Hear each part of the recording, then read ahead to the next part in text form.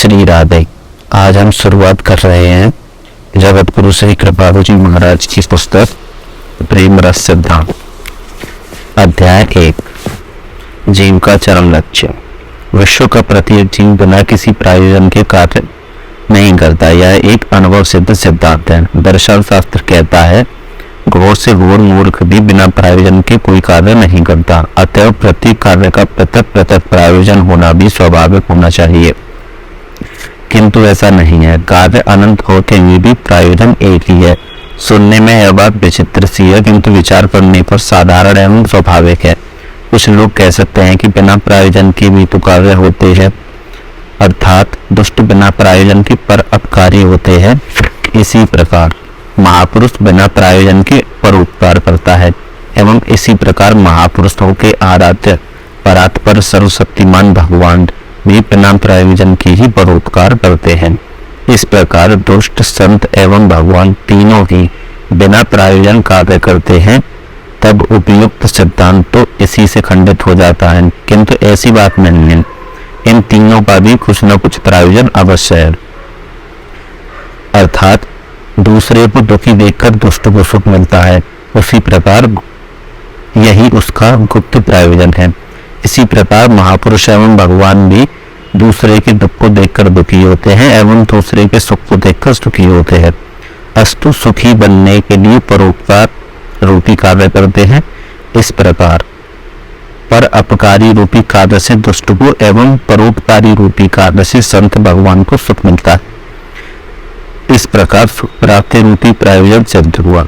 संक्षिप्तः यूं समझिए कि दुष्ट को तो पर अपकार से क्षण भंगुर सुख मिलता है, एतदर्थ वह ऐसा कार्य करता है, एवं संत और भगवान को जो सदा सुखमय है दूसरे को सुखी बनाने व सुख मिलता है, अतः भी वैसा कार्य करते हैं। अब आप समझ गए होंगे कि इन तीनों का ही मुख्य प्रायोजन सुख प्राप्ति है। अब सर्वसाधारण पर विचार कीजिए। विश्व का प्राणी मात्र एकमात्र आनंद प्राप्ति हेतु ही प्रत्येक कार्य करता है। यदि आप कहें कि धन पुत्र मित्र आदि अन्य प्रायोजन के लिए भी जो अनुभव सिद्ध है कर्म किया जाता है, तो यह समझ लेना चाहिए कि धन पुत्र आदि की प्राप्ति लक्ष्य नहीं है, अपितु धन पुत्र आदि के द्वारा भी उसी अव्यक्त आनंद की प्राप्ति का ही लक्ष्य है। इस वेद व्यासोक्ति का यही अभिप्राय है। यदि आप कहें कि जीवन, ज्ञान, स्वतंत्रता, सब पर शासन करना तथा आनंद आदि 5 लक्ष्य कुछ दार्शनिकों ने माने हैं, फिर एक ही लक्ष्य आनंद प्राप्ति कैसे सिद्ध हुआ? तो वहां भी यह समझ लेना चाहिए कि अन्य जीवन, ज्ञान आदि लक्ष्य उसी आनंद प्राप्ति के हेतु ही होते हैं। अतः सिद्ध हुआ कि विश्व का प्रत्येक जीव, वह चाहे सर्वसाधारण हो या दुष्ट हो या महापुरुष हो या भगवान हो, एकमात्र आनंद के ही लक्ष्य से कार्य करता है। यह पृथक बात है कि यदि आनंद प्राप्ति रूपी लक्ष्य का मार्ग सत्य है तो सत्यानंद प्राप्त होगा, यदि मार्ग असत्य है तो असत्यानंद अर्थात दुख ही प्राप्त होगा। अब इस एक आनंद प्राप्ति के लक्ष्य पर गंभीर विचार कीजिए, क्योंकि जब विश्व में सर्वत्र वैषम्य और वैमत्य है, तो अल्पज्ञ से लेकर सर्वज्ञ तक बिना किसी के सिखाए ही एकमात्र आनंद ही क्या चाहता है।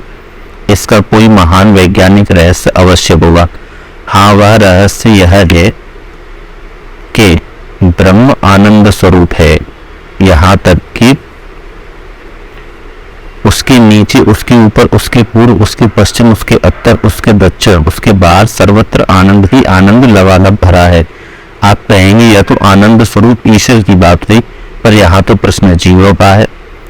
इस पर बात यह है कि इस नीतोक्ति के अनुसार जीव उसी आनंद स्वरूप ब्रह्म का अंश है, अतः अपने अंशी के स्वभाव से युक्त होने के कारण स्वभावतः प्रत्येक जीव एकमात्र आनंद ही चाहता है। वस्तु तस्तु करोड़ों कल्प प्रयत्न करके भी कोई जीव आनंद प्राप्ति रूपी लक्ष्य से च्युत नहीं हो सकता। कुछ दार्शनिक इसी आनंद प्राप्ति के लक्ष्य को आत्यांतिक दुख निवृत्ति रूप में प्रतिपादित करते हैं। यथा सांख्य कहता है, अर्थात दुख निवृत्ति ही जीव का परम लक्ष्य है। वह दुख 3 प्रकार का होता है। अब ये शेष चर्चा आगे की वीडियो में। धन्यवाद।